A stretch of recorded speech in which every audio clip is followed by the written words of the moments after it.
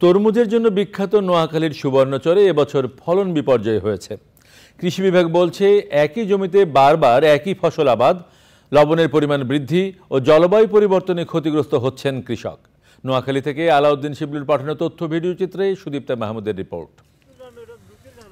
নোয়াখালীর সুবর্ণচরে নতুন জেগে ওঠা চরে অর্থকরী ফসল তরমুজ একসময় কৃষকের মুখে হাসি ফোটাত।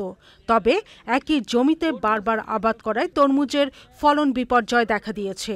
জমিতে লবণাক্ততা বেড়ে যাওয়ায় কমেছে ফলন, বেড়েছে পোকার আক্রমণ।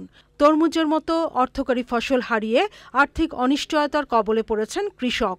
জলবায়ু পরিবর্তনের কারণে এবছর তরমুজের আকারও ছোট হয়েছে। আবহাওয়ার কারণে ফলটা বড় হয় না, ওষুধ দাওয়ায় যা মারি কোনোটা এটা কাজ হচ্ছে না। এবছর তো ওয়েদার ভালো না, ওয়েদার একটু খারাপ, আমরা শাঁসিরা লসে আছি। আমাদের এবার পরিস্থিতি ভালো নাই, তরমুজের পোকার মাকড়ে আক্রমণ করতেছে, ভাইরাসে আক্রমণ করতেছে, গাছ ফল নিয়ে মরে যেতেছে।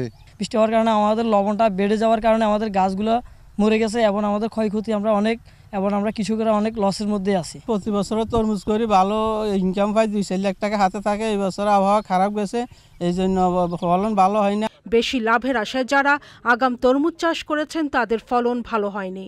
সঠিক সময়ে তরমুজ আবাদ করলে লাভ হতো বলে মনে করছেন সংশ্লিষ্টরা।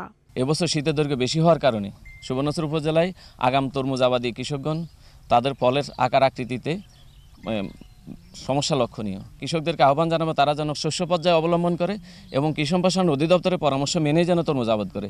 গত বছর সুবর্ণচরে 5000 হেক্টর জমিতে তরমুজ চাষ হয়েছে। এবছর জমির পরিমাণ কমে 2180 হেক্টরে তরমুজের আবাদ হয়েছে। Sudipta Mahmud, channel I.